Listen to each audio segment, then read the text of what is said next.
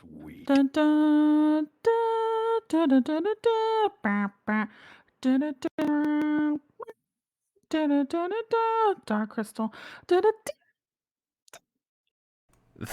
The noise cancellation is cutting you off. Your noise dun. cancellation is like.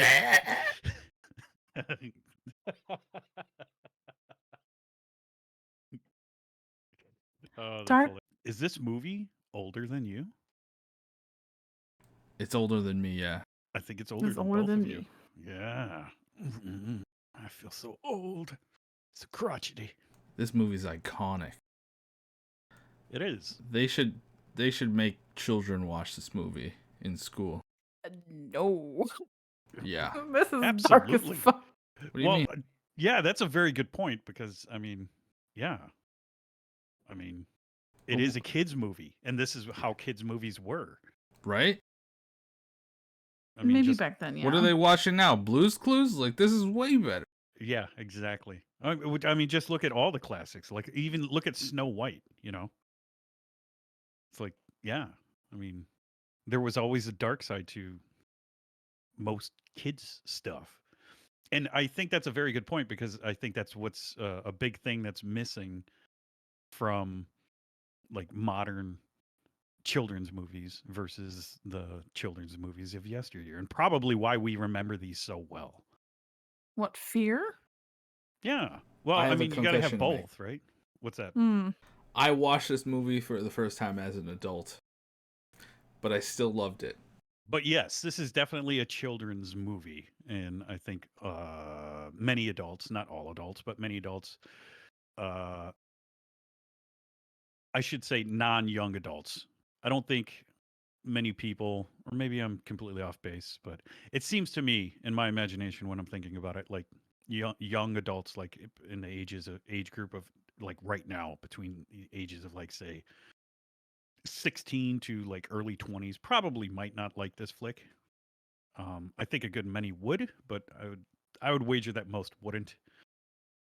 And I think the largest demographic of people that would probably enjoy this film would be people who are like early to early 30s and above. People who probably watched this as a child, and then children. I think those are the two age groups. One because of nostalgia, the other because Muppets. yeah, exactly. Creatures. But then you got that demographic like that sits in the middle that probably like not find this very entertaining because at the end of the day, it is a children's movie. You know. So the entire movie is puppets. Mm-hmm. That's a great observation. Thanks. What, you're telling me Fizz Gig wasn't real? That's my favorite character in this movie, by the way. It's actually kind of a point I wanted to make, but anyways, go ahead. Yeah, tell us about your favorite character. Well, okay, so Wait, who is your favorite character again? it's a cat, but it's a dog, but it's also a werewolf with a really big mouth, and it's cute. But it also Oh, has, that's like... my favorite character, the little fuzzball thing. You're telling me it's your favorite character, but you don't It's even not. remember the name? I don't remember the name, but that's just because my memory's terrible. But my second favorite character is that person with the woman with the eyeball, the third eyeball, right? Oh my God. Jesus Christ. Akira, yeah. That's why you're here. Akira? Not no, Agra. Anyways, she's great. Agra. Yes, Agra. She's the like seer woman. She has like a moonlighting dress, I noticed. Isn't she the oracle type? Yeah. Yeah, she has knowledge. She has one eye. Knowledge. She's an astronomer. Mm-hmm. She fills that role as in like info dump is what she fills. Narratively speaking, that's the role that she fills. She acts as the information broker, the gap, the one that like solves or leads you to solve the puzzle. You know, that's her narrative function in the story. But even the narrator, like there was a lot of exposition in this fucking movie. Mm-hmm. I mean, okay, so emoting wise and acting wise, I feel that it was pretty good. Uh, I I am not sure how I feel about the Gelflings because they're just kind of weird, uncanny looking creatures. But Yeah, I mean, well, that's kind of like a sign of the time, right? So I don't know. There's only so much emoting you can do when you're playing with like a puppet, right? Uh, especially with the face, right? Uh, and we see. I mean, I don't want to breach into another topic or another video like too deeply, but you see the leaps and bounds that they've made over the decades with this film versus the more recent Netflix release. Uh, true. so yeah, you can kind of see like the advances they've made in craftsmanship and just technology in general. But yeah, it's that's part of what kind of creeps you out a little bit when you're watching these things, right? Because their eyes don't move correctly. They don't have, the facial ticks that we register, the micro expressions, stuff like that. So you're gonna get that no matter what when you're dealing with puppets. That dissonance as you're watching. Um, Yeah, that's why Henson has the nods. You know, a lot of the nods and hmm in the communication between characters hmm throughout. Hella Henson movies. hmm Was this his first movie? Jim Henson. Yeah. I do not believe so. I believe this was his second or third. Um, that's a good question. Let's look that up real quick. Because this movie sure set the bar real high for like anything related to puppets and fantasy, probably in that time or era. It was his third movie. I knew it was one of his first ones, but I knew it wasn't his first one. The first one that he produced, well, made, was the Muppet movie, and the second one was the Great Muppet Caper, and Oh then this would be the third one, which is yeah. Dark Okay. Crystal, and then Labyrinth was his sixth one. So he directed it. He co-wrote the story, probably, right? And Probably. and he also, I know he With Frank acted. Oz. Yeah, Frank Oz played the Oracle girl, Ugra. Agra, Agra. Agra. you are killing me. Listen, I'm terrible with names. I'm bad with names. But yeah, so this was his third movie. But like, and he was in the movie. Like, he played the main character, right? The guy. What was his Pretty name? sure. Yeah, the main character's name was Jen. There were 10 natural wizards in the beginning of the story. So it's Jen and Kira were the main characters. It When I watched this movie, it was like the feeling you get when the movie's over and you're upset because you didn't want it to be over. So like Because it they did that good with the world building, everything. everything. The foliage, the little creatures that would pop up and down, like during shots and stuff. Even Yeah. that even though Kira killed all these animals because they were doing, stuff for her. But goddamn. So a brief synopsis of the movie. Right. We have these two races of beings that we find out later on in the movie were actually one race of beings, which were split asunder into two unique races, being the Mystics and the Skeksis. The Mystics representing enlightenment, knowledge, and the pursuit of perfection through study and practice. And the Skeksis representing corruption, evil, and all things foul within nature. Everything they touch corrupts, etc. And playing a tertiary role in this stage, this play that's going on, are the Gelflings, which is this elf-like race that we find out later was wiped out by the Skeksis because of this process that they go through where they drain the life essence out of them in order to maintain their youth. Okay, so they're killing off the Gelflings in order to steal essentially their soul so that the Skeksis can remain young and vibrant and vital. So, anyways, and then Aughra acts as kind of like the wise, all-knowing person that you go to when you need questions answered, stuff like that. And the film starts off with Jin, and he is, to his knowledge, the last surviving Gelfling. He's a male. He ventures out into the wild at the behest of his father figure, one of the mystics, and whom they had raised as one of their own, taught him language, taught him how to write, taught him fine arts, and you know, it's actually kind of an interesting dichotomy between the two because later on he meets Kira, and Kira is the female Gelfling. Um, he believed he was the only one left. She believed she was the only one left. They end up meeting by serendipity and then going on this journey together in order to restore the Dark Crystal, which is this thing that basically holds all of their planet together. It like all life springs from it, and yeah. So don't want to give away too many details in case people want to watch it, but that's essentially the brief synopsis of the story.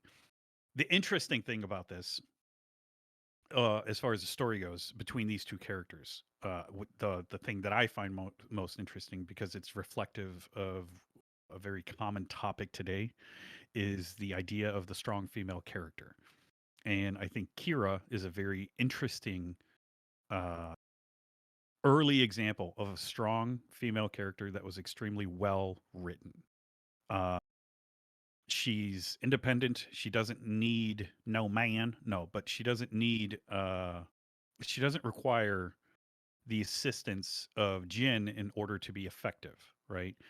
And they kind of represent two opposites as far as like the narrative goes, where Jin, and they're very complementary, and that's why it's very well written, because Jin, he represents like the educated side, right? He knows nothing of the wild, he knows nothing of the real world, quote real world outside, because he lived a very cloistered life with the mystics, right? He spent his time again learning language, learning the arts, learning all these different skill sets, but not any kind of like practical application. Whereas Kira, she represents the real world knowledge. Yeah, you could think of it as like street smarts. You know, she knows how to handle herself with the animals. She knows how to handle herself in the wild. She knows how to survive, right? Yeah. And She's not overbearing either. Plus, well, yeah, she She's can not talking fly. down at him. It's just like a and she could yeah. fly. That's a very interesting take or an interesting detail that they put in, where only the females have wings, right? So I that's part of the story that I find extremely entertaining and interesting, because here's a very good example of a very well written female character who holds her own. And you know, while Jin may be the protagonist, at least as far as introductions go, he could not have gotten to where he ended without her, right? So they both played pivotal roles. Just like the mystics were, one half. Kira was one half also to um, do what is to be done. It's an interesting role reversal, right? Because we see in a lot of films where it's the exact opposite. Like for the first one that pops to mind is The Mummy with Brendan Fraser, right? He represents the practical application, the real world's quote street smarts. You know, he knows how to handle himself, how to fight, all that stuff. And the actress's name, who's escaping me, and it's really Rachel driving me. something. Rachel Weisz. Weisz, yes, Rachel Weisz. Yeah. She She's the book represents smart. the educated. She understands all the other things that are, you know, the opposite side of that. Well, this is kind of reversal of those roles where the That's feminine true. acts as the masculine and the masculine acts as the feminine, traditionally speaking, She's leading the way on the, I don't want to say horses. They're not horses. They're, Lance things. Riders. Yes. And she's going down with her wings doing the physical stuff. Yeah. Yeah, so it's a very early adoption of the idea of the strong female character without being OP, without being a Mary Sue. She had a lot of flaws. She couldn't do it all on her own. Neither could Jin. He couldn't do it all on his own. They both needed each other in order to accomplish the goal at hand, right? I thought the story was very well written. I loved all the characters. They were all unique in their own respects. Their You own personalities. yes, each character was unique, and each character held themselves. This kind of goes back to your first point, the acting, because each character is, I don't know what the correct term is. I'm just going to go with puppeted, but they're all puppeted like idiosyncratically. Like the Chamberlain does not carry himself or move the way the scientist does, right? And you don't see um, the general, behaving the way that I'm trying to remember what the one character was, the one who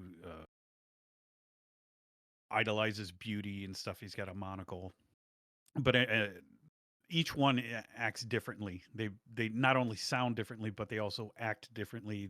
They all carry themselves Yeah. differently. They're Even fleshed with out. They have their own motivations. yes, so it does. It's very difficult for us to talk about the acting part of it because how does a puppet act? But there is that aspect to it, and you feel like these are real characters, except when you see the faces of the Gelflings. Though that's uncanny Yeah. and unsettling. But that I aside, and was, go ahead. I'm sorry. oh, sorry. I was just going to say I was highly immersed in this world because they just built it so differently. Yeah, just like the subtle motions of the head, like you believe there's thought in that puppet. Like there's thought and intent of what they want to do. Like it I feel like I don't think I had too much of an issue with their face. But yeah, the acting with puppetry is, I guess the voices are voiced by other people, right? Uh, I want to say that each voice actor took on the role of like two or three different characters. If you were to look at the actual like casting call, you'd probably see that, as the voice Yeah. of, as the voice of. Because they're used to doing, Sesame Street with different, um, well, Muppet Show, technically. Well, it's also economic reasons too. Why have True. 18 different voice actors that you have to pay when you could just, get six that do three roles each? And I guess they just dub it in after. Yeah, and The these are also Podlings, puppeteers too. They're the people who are doing the voice acting are also doing the physical acting.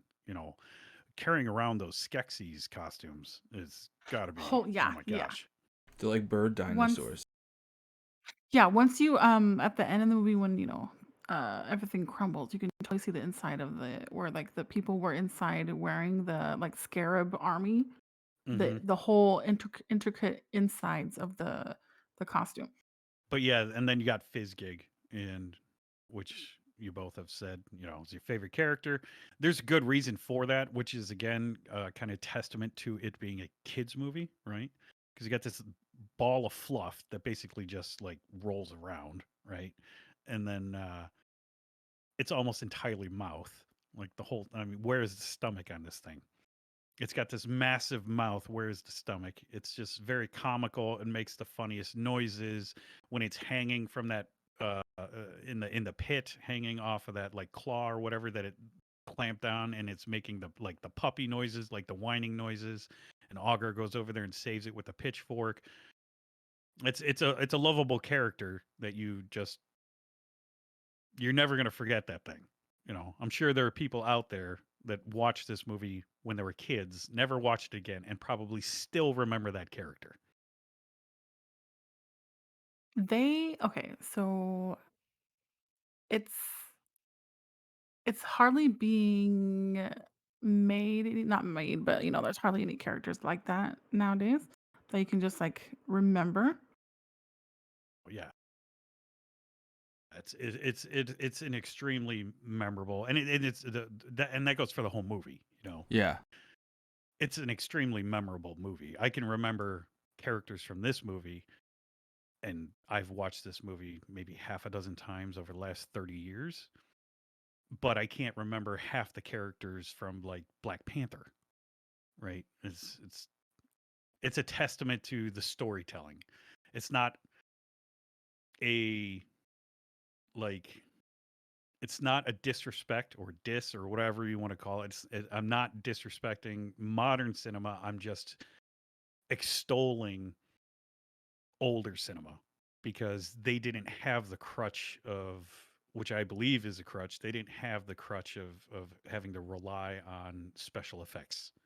Because Yeah, imagine the and puppeteering. Imagine this movie with a bad story, right? And bad exactly. voice acting, right? It doesn't matter how brilliant the puppets look. It would just be completely blah, right? It'd be awful. And if there's no personality or endearing traits to any of the, like, background characters, even if they don't even speak our language, it's just there to be, modern day, to sell toys, basically. Oh, absolutely. And it's just there just to, but back then, Fizzgig has a personality. Well, yeah, it's a very good movie. I love this movie. I absolutely adore it. As far as cinematography, let's talk about cinematography, like the sets, the practical effects. It must have cost a fortune to make this movie. Like I don't know how well this movie did in at the time. I would imagine it did okay, especially if it's riding on the back of like the Muppet movie, which if I remember correctly, was an absolute smash hit for the time. But if it's riding on the back of that, I mean, this movie must have made pretty decent money. Yeah, I just looked it up. Um, it cost 25 million to make at the time. It was the budget, and then it made 41. Okay, so it at least made a good, sizable Yeah, that's just profit. box office, so there's still more revenue coming in after for the VHS and all that stuff Oh, during that time. probably to this day. But yeah, I mean, I mean, obviously because Netflix picked it up. But yeah, the practical effects on this movie or in this movie are just amazing, and that's a testament to not only the era but also the Jim Henson Company. Yeah, and not just the puppets, but the actual set. Like when he's sitting in that bog, and when the very first time he meets Kira, right? He he's sitting in that bog, and that thing like rises up from underneath him, and he gets thrown off of it. That's how she saves him. She starts calling this thing, and it looks like a pill bug, like half hippopotamus type creature. Yeah. I don't know what it is, but I mean, and then there's a little baby that pops up underneath it, and like, I mean, that's just. I mean, I will remember that forever. Like there's not many films that can do that, and it's just a testament to practical effects and how it makes it real, especially for children. And I think that's why Jim Henson was so popular for the time because he understood that, right? There's a difference between watching a cartoon movie and then watching a movie with like puppets because even though you're a kid and kids' imaginations are absolutely vivid, when you see that, you think it's real versus like, you're watching The Lion King or whatever. And sure, your imagination takes over, but in your mind that this is just a cartoon. But when you see a film like this, it really makes you think it's real, at least when you're a kid. Yeah. Everything flows together. There was not anything that was out of place, for the time. Only one shot when, she flung the weapon into the air for, like, that little, like, scouter. From the back, it was, like, a really cheesy, like, almost CGI, but other than that, it was very smooth from start to finish. Yeah, I think even as an adult watching it, like you still get it's good enough where you get taken away, like you forget you're looking at puppets. Yeah, because they have huge, I don't wanna say Peter Jackson shots, but they were establishing shots to show the time that goes by when the mystics were, traveling to the crystal. Hmm. Um, it's just that's And I how think you that set really up. adds to the lore of it too, because when we see a Skeksis die, we see a mystic die, right? And we're clued in when Exactly. Chamberlain, I think it was Chamberlain, stabbed him in the hand, and it makes him bleed, and then we see it cuts to one of the mystics, and we see his hand bleeding. And then later on, I believe it was the scientist falls into the pit, and then we see what happens with his opposite as far as the mystic goes. Yep, it just And blips. yeah, and that is a good example of showing versus telling, right? Because you're building lore without telling, without you're just showing it, and the viewer is able to extrapolate on their own how it fits in narratively to the overarching Yeah. story and world, right?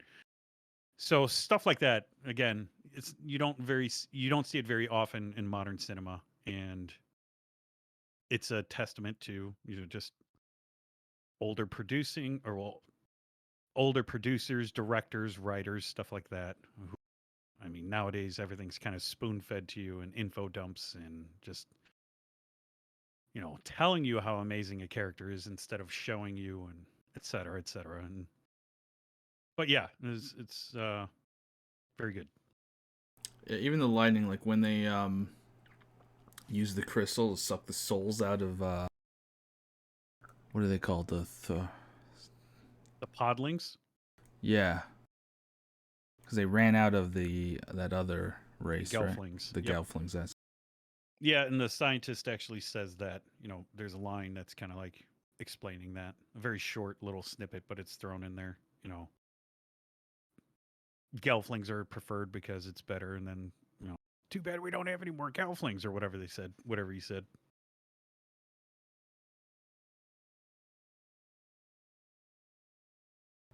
yeah. Cinematography holds up. It's very easy to watch to this day, I think. I would say this movie is edited probably to a fine razor edge. Like there's nothing that's in this movie that is unnecessary. Every single shot in this movie Has adds to it. purpose. It doesn't Yeah. take away, right? At no point when you're watching this are you bored. I mean, unless you're just totally disinterested in the movie itself, but I mean, there's at no point are you like, oh, okay, well, the action's lulled or anything like that. Start to finish, you're entertained. Start to finish, you're in the movie. Start to finish, you're engrossed. It's like some movies you go to nowadays, and you're like, Jesus, you fall asleep or whatever. Yeah, like some scenes are too long, but not in this movie. I guess because of the constraint of building their entire world. Right. It was co-directed by Henson and Oz, so that's probably a really good combination for that. Okay, so when the movie started, I had really the with the music, I had really strong Conan vibes. Real Wait, what strong. vibes did you cut Real out a 80s. bit? Huh? You cut out when the movie Oh, started? yeah, when the movie started, I had really strong Conan vibes. 80s adventure Yeah, music. yeah. Oh, that's because of the music. Which is great. Yeah, the music thankfully changes with the setting, so you're even more so immersed because you have like the light and serene music of the Mystics, but then you get this dark and ugly kind of setting with the Skeksis. So, and the movie knew when to ramp up the score for, um action moments, high stakes moments and then lull it for like, oh, he's trapped under rocks. It also had like a weird synergy to it. So like you could tell it was the same sort of score. I think good movies when they do that, when they do it well, like you get that that musical vibe where Yeah. it's sort of like the same song but sung differently or with different notes. I don't know. Yeah, because there are two halves of the same whole. Because like at that dinner, like it was that it was just like some gluttonous, like dark gluttonous music when they were eating because they were just like gorging themselves because they're like the lesser parts of themselves. So like this movie set a bar for me. Like it is really good. And unfortunately, I didn't watch it when I was younger.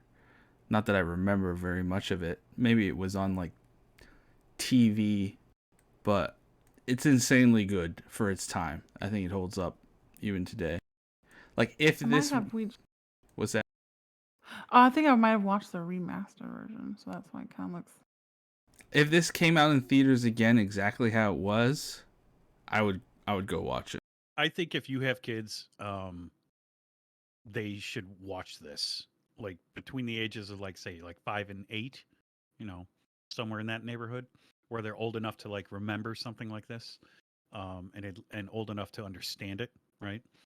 And to your point, your one of your early points, yeah, it is a little bit scary, but I mean that's the point.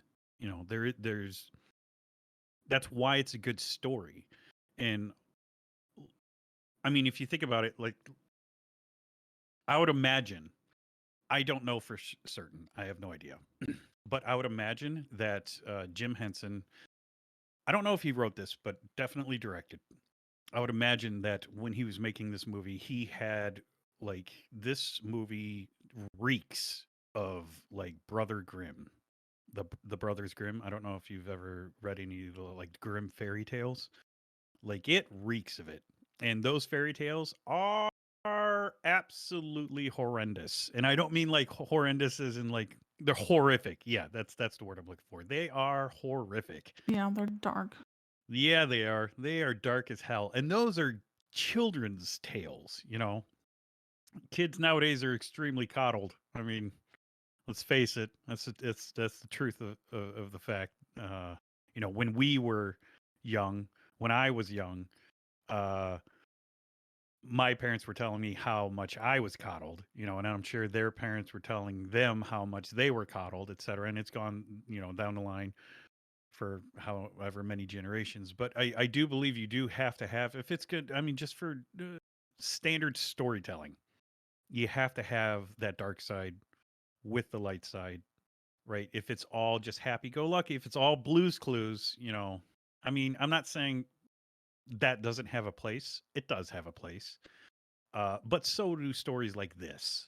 These stories need to exist. And I think sometimes kids need to be scared, not terrified, not frightened, but there should be scary moments. And those scary moments are what make the other moments that much more impactful.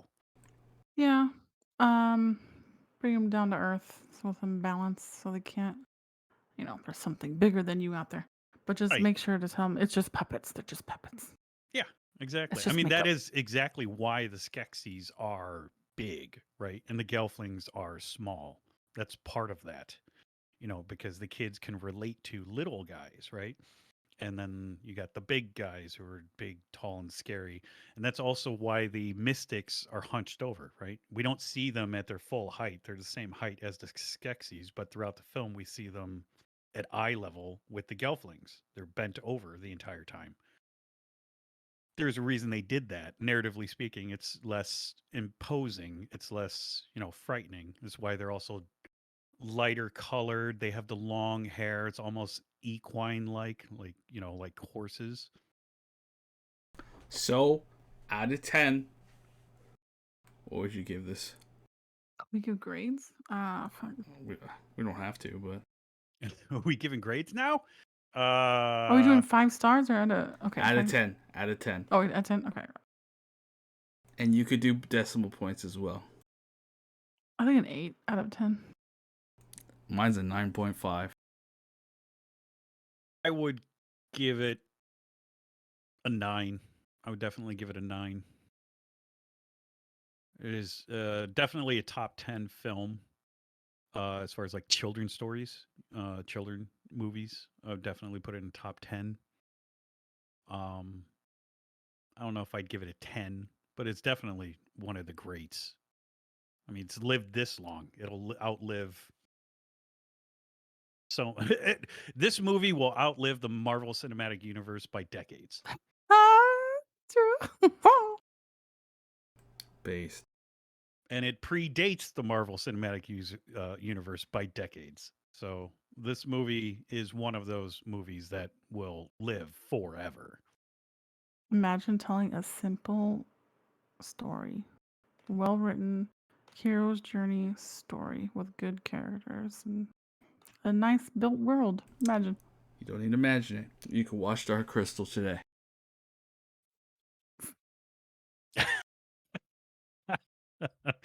Makes me think that Brick's got like stock in Jim Henson or something like that. Watch it today. Use the promo code in the link below. Right? It's that good. There's This video was sponsored by Jim Henson Company.